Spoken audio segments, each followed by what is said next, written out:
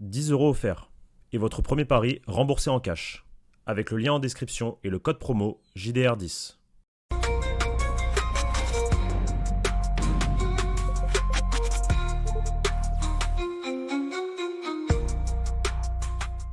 Bonjour à toutes et à tous et bienvenue pour une nouvelle vidéo sur la chaîne YouTube du Journal du Réal.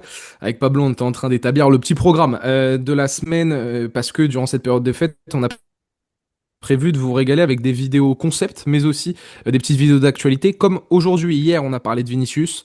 Au moment où on a terminé de parler de Vinicius avec Pablo, il y a un article, une de Marca et un article, un sondage qui est sorti, auquel on a envie de réagir et auquel on a envie de compléter avec aussi quelques informations venant du club et de la direction. Vous avez donc à peu près le programme de cette vidéo. N'oubliez pas de liker, de commenter et de vous abonner. Les amis, c'est très important, ça soutient la chaîne, ça fait plaisir, on vit bien.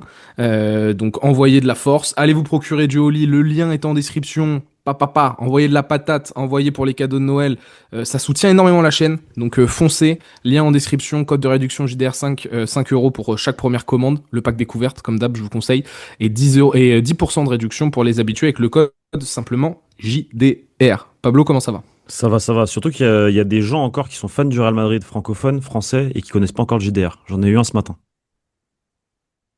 à la Défense. Comment ça, t'en es- J'en ai vu un ce matin à la Défense. J'ai Ah parlé ouais? avec lui. Ouais, le vendeur à Apple. Et S'il se reconnaît, voilà, je te fais une petite dédicace dans la vidéo. Bah, il est pour le Real. Il m'a dit, je suis pour le Real. Moi, c'est la guerre avec mes frères, etc. Ils sont pour le Barça. Et je lui ai dit, bah écoute, on fait ça, il y a ça, etc. Il s'est abonné à la chaîne, il s'est abonné à Instagram. Il a pas X. Et il a bien raison, parce que c'est un cancer à mon sens. Si tu te reconnais, frérot, voilà. on Bienvenue à fait toi sur la chaîne. on fait du porte-à-porte. Alors, on va Et voilà, chercher chaque abonné, un par un. il faut tout faire. C'est visuellement maintenant, c'est dans la rue, c'est du porte-à-porte, faut tout faire. Elle est belle. Ce sondage de Marca, il faut qu'on en discute. Par contre, 120 merde, 000 votants. j'ai dit le nom du magasin. Et c'est pour un cadeau. Donc j'espère que la personne qui va recevoir le cadeau ne va pas voir la vidéo avant mercredi, du coup. Casse les couilles. Oui, oui. Oh, Mais merde, après, j'ai si dit un t'avais gros pas dit mot. ça, t'aurais très bien pu y aller que pour toi, hein. Maintenant que t'as dit ça, oui, C'est j'espère qu'elle verra pas la c'est vidéo. vrai, Là, c'est voilà. vrai, Là, c'est oui. vrai, c'est vrai, c'est vrai, c'est vrai. 120 000 votants d'un sondage de Marca qui a fait grand bruit en Espagne ces dernières heures. Marca qui nous titre Les Madridistas, le Madridismo, est avec Xabi. 61% des votants estiment que le problème actuellement que traverse le Real Madrid, la période de crise, la responsabilité en revient aux joueurs. 76% soutiennent le travail de Xabi Alonso, donc trois quarts des Madridistas soutiennent le travail de Xabi. Et ça, c'est une information qu'on a traitée dans le Café Real ce matin et qu'on a surtout traité en vidéo hier soir aussi avec Pablo. 86% des gens pensent que le club doit vendre Vinicius. Ça, c'est quand même une petite dinguerie. On a fait le Café Real sur ça. Je vous invite, si c'est pas le cas, à aller voir la rediff. C'est fort. C'est un chiffre qui est extrêmement élevé et on a une vidéo banger qui est sortie hier où on vous détaille aussi un peu notre ressenti et on voit que donc bah c'est bien plus que la majorité le partage finalement par rapport à Vinicius Junior. Mais nous on va focus plutôt sur Xabi, la responsabilité des joueurs et donc la responsabilité aussi la réaction de la direction parce que il y a un truc qui m'a fait rire ce matin, c'est que la une de As au contraire c'est soutien à Vinicius. Soutien à Soutien à Vinicius. Vinicius de quoi? Les fans? Non, la direction. La C'est en direction. lien avec le papier de José Félix Diaz hier, soutien à Vinicius, où le club, on vous l'avait dit dans la vidéo d'hier, il y a un soutien à Vinicius. Le club, ils sont concernés par ce qui se passe, ils comprennent pas les sifflets, etc. envers Vini, parce qu'il y a des enjeux, ils veulent le prolonger, c'est Ce le qu'on sujet a de la dit vidéo hier, quoi. Ce d'hier, qu'on a dit hier. grosso modo. Mais donc, tu as ce contraste, encore une fois, entre la direction et la réalité des socios, la réalité des Madridistas, qui donc incombe la responsabilité de ce qui se passe dernièrement au Real Madrid. Moi, dans les backstage, ce que je vois, c'est un contraste entre les deux gros médias madrilènes.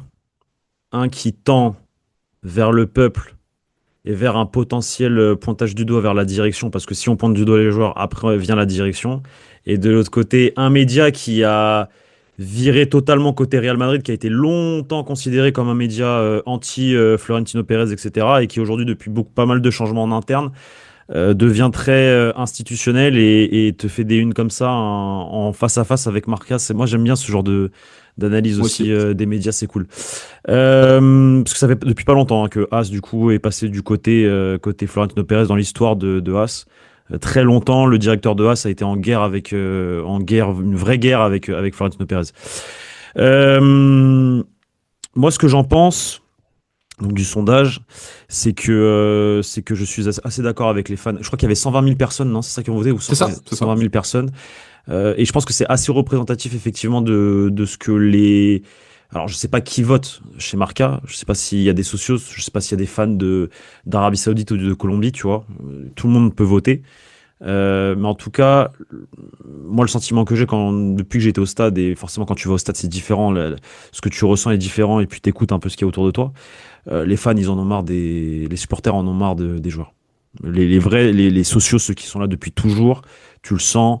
Il y a cette exigence que le Real Madrid a toujours eue. Ils ressentent qu'elle n'existe plus ou qu'elle n'est plus présente à l'instant T. Et ça se ressent. Ils sont très exaspérés par le niveau de certains.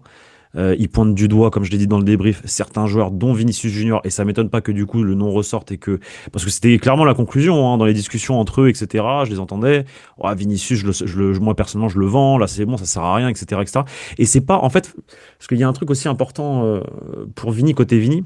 C'est pas parce que le public te siffle ou le Bernabéu te siffle que c'est négatif. Au contraire, c'est parce qu'en fait le Bernabéu sait que tu peux apporter plus et veut tirer de toi le meilleur en fait et voit que t'es pas à ton meilleur niveau. Et en fait, l'étape entre les premiers mois où tu es mauvais et où le Bernabéu va t'applaudir et être avec toi, bah, cette étape elle est terminée et qu'aujourd'hui on est exigeant, que ça fait quasiment un an et qu'on te réclame beaucoup plus. Et c'est pour ça que, et forcément, le socio s'il se dit, bah ok, bah du coup ça fait un an, on attend, c'est toujours le même, il y a pas d'évolution, il y a encore ces histoires avec à droite à gauche avec le contrat, etc., etc. Donc tout le monde est saoulé. Bah, la conclusion, c'est que tu te fais siffler et que certains disent, bah, à ce rythme-là, il lui reste un an de contrat.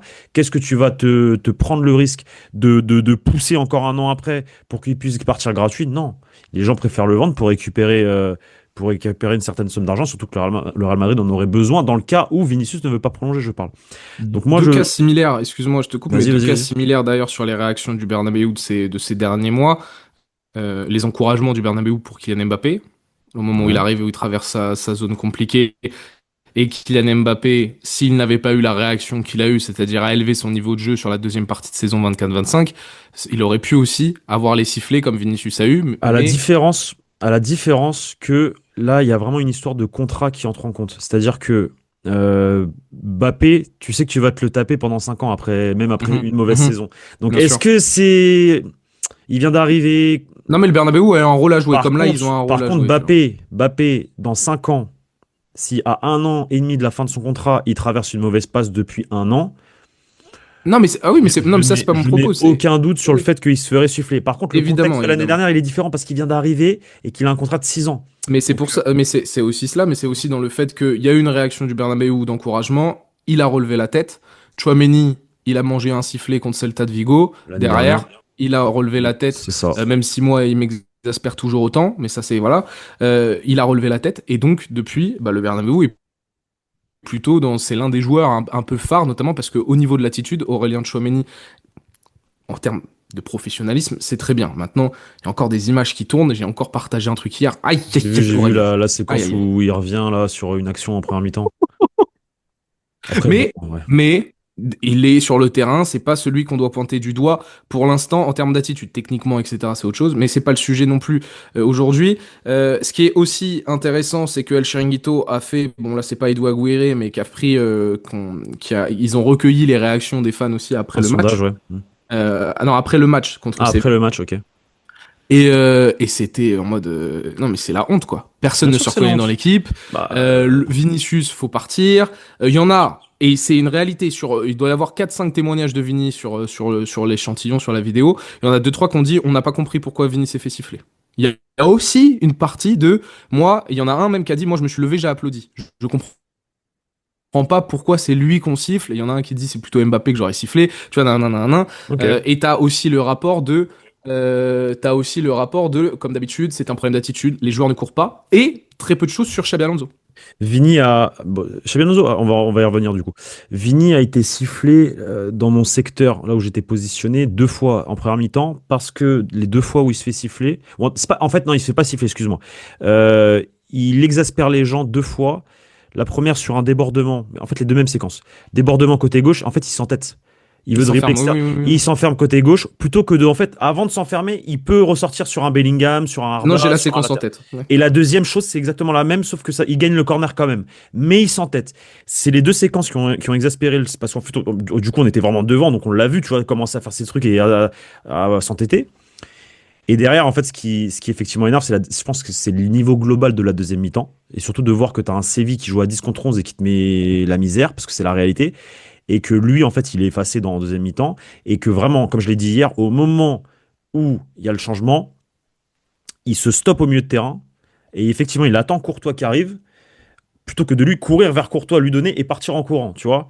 Tu vois, parce qu'il gagne du temps. Et ça a énervé le Bernabeu. Et c'est pour ça qu'il s'est fait siffler. Et derrière, au moment où il rentre, il va pour sortir, t'as une partie du stade qui commence à applaudir aussi et ça équilibre un peu, tu vois, entre sifflet et applaudissements, quoi. Mais sortons du prisme, Vini.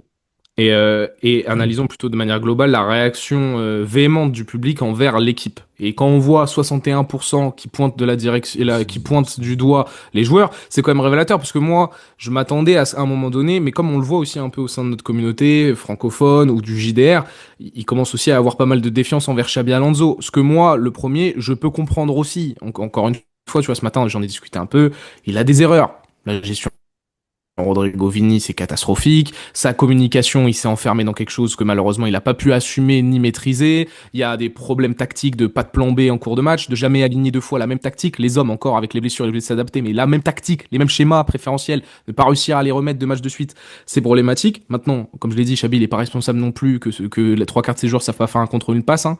Il est pas là pour leur apprendre à jouer au football. Normalement, quand tu viens au Real Madrid, c'est pas comme si t'arrivais dans un autre petit club, dans un autre Toi, championnat. tu parles d'un contrôle une passe. Au stade, c'est pas Xabi Alonso qui court sur le terrain, en fait. Vu du Oui, stade. non mais Et les déjà. gens disaient, c'est qui court sur le terrain. Hmm. C'est pas C'est Xabi ça, Alonso. l'attitude, c'est ça. Voilà. C'est là où les fans, il y a une rupture avec cette équipe. Ça me fait penser encore une fois, je le répète, l'objectif de Xabi Alonso, il l'a dit lors de sa conférence de presse d'introduction. Mon objectif, c'est de Oui, reconnecter. de reconnecter avec le stade, et c'est pas du tout le cas, parce Ah, c'est tout qu'effectivement, l'inverse. Mais ouais, c'est tout l'inverse. mais ce qui est intéressant, c'est que vu qu'il n'y avait pas eu avec Carlo, qui est un entraîneur qui te laisse toute la liberté du monde de quoi faire sur le terrain, et donc personne courait, tout le monde disait mais c'est parce que Carlo n'a pas la main mise. Quand tu sais que Xabi Alonso veut instaurer ça et que personne Mais court du sur le coup, terrain, mais du coup, à tu contrario, sais, maintenant, il est plus libre de pouvoir faire ce qu'il veut tactiquement, et c'est là où il il a s'efface, renoncé à ça. il renonce à ses idées, parce que il tient à son poste et qu'il veut continuer. Et il est là le problème en réalité, parce que tu disais, on peut pointer du doigt Xabi Alonso parce que la gestion, nanana. Mais si on le laisse faire depuis le début et qu'on lui dit rien après le Classico et qu'on intervient même d'en haut pour dire à Vini, ce que tu as fait, c'est pas bien. C'est le coach qui est le boss et c'est lui qui décide. Bah, tu rééquilibres en fait le rapport de force et tu renforces la position de l'entraîneur qui derrière pourra continuer à faire ce qu'il veut. Sauf qu'à partir de ce moment-là, il y a eu une fracture, une rupture, et que en réalité, il peut plus rien faire parce qu'il sait pertinemment que bah, s'il prend un choix comme ça, parce que c'est ça, Xabi Alonso, c'est prendre des choix forts à des certains moments parce qu'il est dans la gestion, du physique, etc., etc. Et ça peut plaire ou ne pas plaire, mais si derrière t'es pas soutenu, bah, il est plus Mais libre, est-ce que il est je... plus libre de faire ce qu'il veut et du coup il continue à faire n'importe quoi parce qu'on peut critiquer la gestion de Rodrigo en début de saison, mais ça Ah reste oui. un choix. Ça reste un choix. Et la réalité aujourd'hui, c'est que après tous ces matchs et tout ce qui s'est passé avec la direction, etc., etc., on revient à quoi aujourd'hui? On revient aux quatre fantastiques qui sont de nouveau sur le terrain. Comme avec Carleto l'année dernière en début de saison. Mhm. Moi, je dis juste ça. Il y a encore une similitude dans le sens où, bah, est-ce qu'il n'est pas emprisonné du fait de devoir mettre certains joueurs parce qu'il faut les mettre, tu vois, comme avec Carlo l'année dernière. Et c'est ça, et c'est là où on peut le critiquer ou quoi. Enfin, moi, je vais pas critiquer son choix si c'est son choix, si c'est sa volonté de dire, bah non, Rodrigo, du coup, il est remplaçant. Il est remplaçant, c'est mon choix. Ou de sortir Vinicius à la sortie. Non, mais c'est mon choix. Et de l'assumer. Mais pour qu'il puisse l'assumer derrière, faut le soutenir, le renforcer dans sa position de coach, chose que la direction n'a jamais fait. Et il est là le problème. Et c'est pourquoi aujourd'hui on est aussi arrivé à ce niveau-là. Parce que bah, il a plus les mains libres. Il a plus les mains libres et il sait que si demain il sort Vinicius à la 55e, bah, il va se prendre une sauce. Mhm. Après, moi, ça m'étonne quand même qu'il reste trois quarts des gens qui, quand on connaît l'exigence, mais aussi l'impatience des Madridistas, qui est encore 75% sur 120 000. Après, on se base sur un sondage, Parce attention. qu'on a Enfin, bien mangé, parce qu'on a bien mangé pendant des années. on est Et, plus patient. et parce Ouais. qu'on est beaucoup plus patient, parce qu'on a mangé 6 Ligues des Champions en 10 années et qu'on sait que les 6 Ligues des Champions en 10 années, c'est un truc de malade dans notre histoire. On est réel, on est, comment dire, on est factuel par rapport à ça. On est réaliste. Mais attention, parce que je connais aussi le Real. Là, ça fait juste une saison qu'on a fait une saison. Enfin, on a fait une saison blanche ou pas? Voilà, on a gagné l'Intercontinental. Ça compte, pour moi, ça compte pas. Il y a une super Coupe d'Europe. Ça compte pas. Pour moi, c'est des trophées d'été, ça. C'est des trophées juste pour la fame. On s'en fout. Moi, ce qui compte, c'est la Liga, la Ligue des Champions, la Coupe du Roi. Euh, Attention, une deuxième saison blanche. Attention à la troisième saison blanche. Là, ça va être la limite. L'année prochaine, l'exigence, elle va revenir. Et parce que le Real Madrid, il n'y a pas de, il y a pas, déjà 2 saisons blanches, c'est énorme. Deux Ah, ça saisons fait blanches, longtemps, hein. 2 saisons blanches. Bah, Carletto, il a gagné à chaque fois, il a gagné quelque chose. À part l'année dernière. Attends, 2018-2019, on gagne quelque chose? Non. Saison blanche. Attends, 2019-2020, on prend la Liga. c'est ça. 2020-2021, Saison blanche. saison blanche. 2021-2022, on prend la LEC. Ça fait très Doublé. longtemps qu'on n'a pas fait Doublé. 2 saisons blanches de suite, hein. On fait le doublé. Ensuite, Ouais. on gagne la Coupe du Roi. Ensuite, on fait le doublé. Et ensuite, saison blanche. Mais donc, Ça fait 2 saisons blanches d'affilée. Ça fait. mais frérot, ça fait 25 ans. Ça fait 20 ans, pardon. Ça fait 20 ans. Faudrait vérifier. Je vais pas dire de bêtises. Il y a Pellegrini, Mourinho la première année. La première année, Mourinho, il gagne rien. C'est Pellegrini, Mourinho. Voilà, c'est ça. Ça fait Pellegrini, 15 ans, Mourinho. pardon. 15 15 ans. ans. C'est Ouais, ça. t'es plus habitué à ça. Mais Mais avec Mourinho, donc, il y avait la patience parce qu'on savait que c'était pour un projet moyen terme et qu'on savait qu'à terme, on allait les taper le Barça. Sur une saison, en tout cas, tu vois. et T'étais t'étais focus sur désespéré, ça. tu voulais ton sauveur. Voilà. Voilà. Tu voulais ton C'est sauveur différent. absolument. C'est C'est différent. différent. Mais donc 76% qui continuent de soutenir Xabi, ce qui est donc à l'inverse de la dynamique au sein de la direction, dont on vous parle depuis plusieurs semaines, la direction qui veulent évincer Xabi Alonso, mais qui cherche un remplaçant et un bon timing pour évincer Xabi. Alors ça fait quand même affaire de division, il y en a qui veulent le garder, il y en a qui veulent le voir partir, Florentino Pérez, il contrôle plus grand chose pour pas dire rien du tout sur ça. Et donc on est sur un mec qui travaille avec une épée Damoclès sur le dessus de la tête depuis le début depuis le début du mois de décembre slash novembre presque. Xabi qui a gagné ses 3 prochains matchs. Donc, t'as des gens qui pointent du doigt les joueurs. Ça commence aussi à parler de la direction. T'as les supporters qui continuent de soutenir le coach malgré les mauvais résultats récents, même si bon, on enchaîne 3 victoires de suite, mais vous avez compris, surtout le mauvais contenu.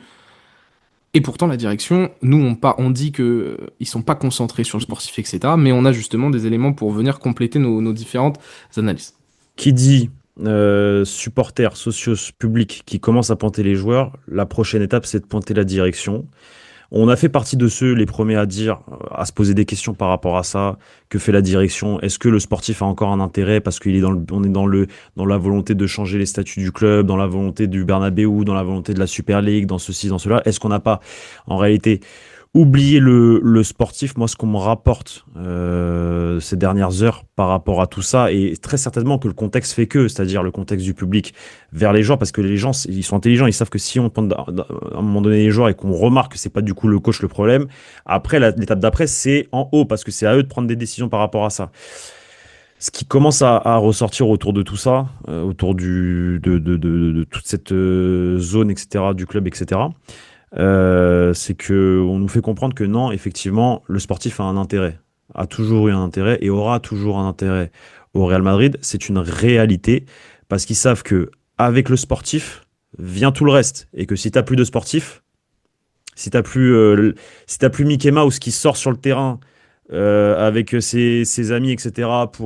T'as plus le business tout autour. T'as plus le Bernabéu qui fait des effets avec ses écrans. T'as plus des gens qui viennent qui payent leur place. T'as plus tout ça. Donc non. Et que gagner des titres, c'est aussi dans la lignée de cette direction et qu'ils veulent continuer à gagner des titres. Donc ce qu'on nous fait comprendre, c'est qu'effectivement, non, tranquille, le Real Madrid maintient cette exigence sportive. C'est très bien qu'il va falloir également à terme très certainement changer certaines choses, donc au niveau de l'équipe, je parle, pour justement redynamiser cette équipe, parce qu'on est conscient et on voit ce qui se passe et que effectivement, voilà. Donc, de ce qu'on me fait comprendre, non, le sportif est important à Madrid. Après vous, ça c'est du factuel, comme dirait Les. C'est pas moi qui dis ça. Voilà. Mm. Ça vient de ce qu'on m'explique, de ce qu'on me dit, c'est mon avis. Après, moi, j'ai un avis par rapport à ça. J'ai un avis par rapport à ça parce que j'analyse. J'analyse et je vois des choses et je me pose des questions. Vous pouvez voir toutes les dernières vidéos. Je me suis posé énormément de questions. Je l'ai même dit, j'ai même tapé des coups de gueule. Moi, cette direction, elle s'en fout du sportif. Là, on m'explique l'inverse factuellement. C'est du factuel. C'est ce qu'on me dit, c'est ce qu'on me rapporte. Et je tiens à vous le dire parce que ça reste quand même important et que c'est important que vous le sachiez. Donc voilà. Maintenant, on peut l'analyser. Je vais te laisser toi analyser ce truc-là parce qu'il y a le timing, fin d'année, siffler des joueurs. On commence. C'est de la politique aussi. Donc, est-ce que c'est pas après, moi, ça m'étonne pas que le sportif reste important pour le club. Non, mais Peut-être qu'on sait, c'est peut-être qu'on logique. sait, et peut-être qu'on sait aussi d'un point de vue de la direction, on s'est un peu reposé sur ses lauriers parce que ces mecs-là ont quand même remporté des choses et qu'on s'est dit bon, une mauvaise passe, truc tranquille, on va voir ce que. Après, voilà, c'est sûr que s'il y a plus de football, il y a plus personne qui vient au Bernabéu, bah ton stade qui est magnifique, il sert à rien en réalité. Voilà. Non, mais ça, c'est de la logique. C'est le fait que le sportif, en fait, le truc, c'est que le sportif n'est plus la priorité. C'est ça. C'est ta réact. Moi, vas-y, fais ta réact. Non, mais le sportif n'est plus la priorité. Mais que le sportif soit toujours qui est toujours un immense intérêt du Real Madrid pour le sportif, Dieu merci, t'es pas une agence de boutique en ligne. T'es un club de foot. Donc, bien sûr, mais ce n'est pas la priorité dans le sens où tu te dis, je peux continuer à faire comme je le fais. Peut-être que je vais aller chercher quelque chose, une petite coupe par-ci. Peut-être qu'il y a une année où ça va bien passer. Ça va. Avec ta politique sportive de 2-3 ans, d'aller chercher les joueurs gratuits, etc. Voilà. Mais parce qu'en même temps, ils ont fait leurs preuves avec ça aussi. Donc c'est un modèle qui, entre guillemets, fonctionne, oui et non, parce que je considère pas non plus que les joueurs libres que tu as ramenés, ce sont ceux qui t'ont révolutionné ton équipe. Hein, parce que celui qui te fait gagner en 23-24 en partie, c'est un mec que tu as payé plus de 100 patates. Jude Bellingham, c'est pas l'arrivée de Rudiger qui te fait gagner en 23-24, même si Rudiger fait Bah, une année fantastique. c'est lui, c'est Vini qui t'a coûté 45 millions il y a X années, c'est Valverde qui t'a coûté X millions, même Ouais, pas ça va, Valverde, c'est une bonne affaire quand même. 5 millions, 5 c'était pas mal. millions, oui voilà, non mais bref, mais c'est Rodrigo, c'est Benzema avant, enfin tu vois, c'est tous ces mecs-là en fait. Ce Donc, qu'il faut, mais dans l'idée de... Bah oui, maintenant c'est... Encore une fois, moi quand je le dis souvent, même avec mes amis dans la vie de tous les jours, moi quand t'es en réaction, c'est que généralement t'as raté quelque chose. Ah oui, complètement, ça c'est clair et net. Donc là, moi, enfin, ça me semble être plutôt une réaction à ce qui se passe. Réaffirmer que on est toujours concerné, que on est nanana. Maintenant, logiquement, si ton sportif c'est la priorité, T'anticipes. euh, t'anticipes, mais c'est surtout, tu laisses pas faire ce qui s'est passé cette année là. Si ton sportif c'est la priorité, bah tes joueurs là, t'es censé agir différemment avec tes joueurs. En tout cas, réaffirmer l'autorité du coach, supporter. Tu peux cet été aussi, tu donnes certaines clés au coach, mais tu l'aides pas sur d'autres avec les ventes parce que t'as pas envie de t'embarrasser avec les ventes. Bah oui, c'est une galère de vendre un joueur du Real Madrid, c'est vrai. Je le répète, mais t'as pas envie de t'embarrasser avec les entourages des joueurs. T'as pas envie de rentrer dans ça. Ouais, mais ça va. Et le pire étant, Vini, il est quoi, en fait, contrat dans 1 an et demi? Oh, c'est pas une prio. Eh, bien, détente. Mais non, les gars, ça marche pas trop comme ça. Donc, il faut. Donc là-dessus, moi, je suis dubitatif. Moi, je vais, au-delà de la direction, sur le cas Vini, t'aurais pu réagir, etc. Je trouve que nous aussi, en tant que fans, je me mets pas dedans, mais généralement, en tant que fan, on a une part de responsabilité, parce que moi, je me souviens que quand Vini, il se passe ce qui se passe, Je l'ai il y a défendu. énormément de fans. Je l'ai défendu moi. Mais non, c'est pas défendre Vini. Défendre Vini, comme on l'a dit, ça s'explique, ça justifie la réaction. Mais c'était beaucoup de fans qui disent Xabi est un tocard d'avoir fait ce qu'il a Oui, fait. non, ça non par contre. Xabi, c'est Non, une non, non, ouais, erreur. ouais, Non, ça non, non. non, non. Ça, j'ai jamais dit ça Et par contre. Jamais dit ça. c'était problématique. Défendre Vini, moi, je t'avais dit, on en avait parlé en vidéo, j'ai dit, ouais, mais là, en fait, il a tout ramené à lui. À ce moment-là, je te disais, il a tout ramené à lui, ça me gênait, je trouvais pas ça normal. Et au final, tu vois qu'avec le temps, Chose que j'ai dit hier pour son post Instagram. c'est ça. Mais moi, ce qui m'énervait, c'était plutôt de dire, Xabi, il a pas la légitimité de sortir un mec qui a gagné. On a participé à ça. Je dis on parce qu'on représente aussi la voix des Madridistas sur certains trucs. On a participé à ça. Donc, on doit tous se regarder dans le miroir, Vini, les fans, le coach, sur certains points, Chabzer, et la direction, surtout eux, le sportif. Vous pouvez pas, grosso modo, moi, l'info, quand tu me la donnes, je la reçois comme une conversation. Je te regarde et je dis, mais tu peux pas me dire ça. Ou alors, Je me, je, prouve-le. je me garderai ma réact pour d'autres vidéos. Là, je suis dans le factuel. Je suis dans mon rôle de journaliste. Voilà. Si tu veux. Je te laisse la réact et par contre, je tiens juste à préciser que je suis assez d'accord avec ce que tu dis, mais je garderai ma réact pour plus tard. Mais j'ai besoin encore de réfléchir à tout ça. Mais, Je suis dans ta lignée, quoi. mais factuellement, en fait, qu'un boulanger, quand je lui dis ta priorité, c'est plus de faire du bon pain, mais qui vient me dire, mais qui me fait, ouais, mais c'est toujours le pain, ma priorité. Ouais, mais t'as peut-être développé d'autres business à côté de croissants, tu vois, qui t'intéressent un peu Croissant, plus. Mais pain au oui, un boulanger, chocolat, il fait toujours du bonbons. pain. Non, mais voilà. Non, mais oui, il a Baguette, ouvert un stand de choupa choup, tu vois. sandwich à midi, tout ça, voilà, c'est dans autre Mais bien chose. sûr qu'un boulanger, il fait encore du pain. Mais bien sûr que le sportif, c'est encore un de tes intérêts. Et je suis pas Ouais, surpris. Mais est-ce que c'est vraiment ta prio actuellement? Et encore une fois, il y a des justifications, hein. Il y a un business à faire fleurir. Il y a eu le stade. Il y a d'autres bien choses. sûr. Bien sûr, bien Il y a sûr. d'autres choses. Bien sûr. Mais le plus important, quand Xabi il dit je veux reconnecter avec les Madridistas, c'est l'un des enjeux. Reconnecter l'âme avec l'équipe. Mais moi, ce que j'aimerais bien aussi retrouver un peu chez mon Real Madrid, c'est ce poids de l'institution. C'est qu'on arrête de mettre PSG et Real Madrid dans la même phrase. Parce que ça, avant, c'était aussi l'une des plus grandes fiertés des fans du Real C'est Madrid. vrai. C'était que quand tu C'est parlais vrai. du Real Madrid, on volait pas avec les pigeons. On était une institution forte. Et c'est plus le cas maintenant. Donc, Xabi doit reconnecter avec les fans sur le terrain. Reconnectons aussi avec les fans dans les valeurs et dans ce que représente le Real Madrid. Dans l'exigence C'est tout. et la grandeur. Dans l'exigence et la grandeur de cette équipe, de ce club, qui est le plus grand club au monde. Chose que, à l'instant T aujourd'hui, nous le sommes toujours parce que l'histoire fait que le Real Madrid est le plus grand club au monde. Mais dans les faits actuels, voilà, on est en train de tomber progressivement, quoi. Après, comme dans toute institution, comme dans tout sport, comme dans enfin dans tous les domaines, t'as des hauts et des bas. La vie, c'est pas comme ça. Tu descends, Mmh. tu te relèves, tu descends, tu te relèves. Il y a des moments de crise, des moments de grandeur, etc., etc. Et encore plus dans le sport. Encore plus dans le sport. Les Lakers, ils gagnent pas la NBA tous les ans, quoi. Et c'est la plus Non, grande mais la Lakers, institution c'est pas la même. Mais c'est avec pas les la. Celtics. Mais non, non, mais oui, d'accord, mais bref, t'as capté ce que je veux dire. Mmh. Non, Nadal, mais c'est cyclique. voilà. Nadal, il gagnait pas, bon, Roland Garros, si, mais parce que c'est un extraterrestre, mais il gagnait pas Wimbledon, il a pas gagné Wimbledon, l'US Open et l'Open Mais tu d'Australie parles tous de les ans. résultats. Résultats, on est tous d'accord. Ça va, ça vient. L'exigence du sport à haut niveau. Ce que tu représentes, c'est autre chose. C'est vrai. C'est quelque chose Oui, qui ça doit c'est vrai, être, c'est vrai, c'est quelque chose qui c'est vrai, doit être quasiment imbougeable. c'est vrai.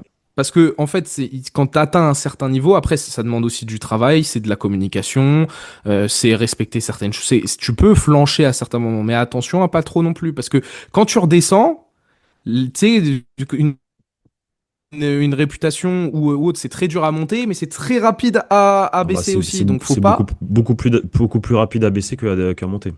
Donc, le Real Madrid, Mais faut garder vraiment ça. c'est un bon point ce que tu dis ça. Parce que moi, je m'en étais pas rendu compte parce qu'en fait, je suis pas dans ça.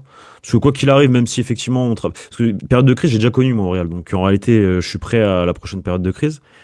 Mais c'est vrai qu'il y a beaucoup de Real Madrid PSG dans la même phrase. En tout cas en France. Pas en Espagne, hein. Et le PSG travaille très bien maintenant, hein, mais on parle pas Ah, des points, on parle plutôt de l'ancien PSG, quoi. oui, oui. Mais pas en Espagne par contre, hein. C'est... Les gens, ils... Les gens, ils savent que tu peux pas tout le temps gagner. En réalité, tu peux pas tout le temps être au top du top. Hmm. Mais Bon. cette grandeur, la grandeur reste quand même. Par contre, l'exigence, elle peut varier en fonction de la direction. Mais si De- l'exigence baisse, attention à ce que la grandeur ne soit pas impactée derrière si derrière ça se passe pas très bien. Bon, n'hésitez pas à réagir à tout ça. Je pense qu'on a fait le tour et qu'on a exprimé les différents points de vue qu'on voulait aborder, Pablo. Il y aura une petite vidéo qui sortira ce soir. Vu qu'on a un petit programme un peu établi, on ne sait pas encore exactement laquelle, mais vous allez avoir une vidéo ce soir. Vous verrez, soit c'est une surprise, soit j'en ai parlé un peu dans le café réel, ça peut être la liste des souhaits pour le Père Noël. Voilà, peut-être, on verra sur ça. Prenez soin de vous, allez voir le site et les différents réseaux sociaux du Journal du Réal, et puis nous on se retrouve très vite sur YouTube. Ciao, ciao les gars. Ciao.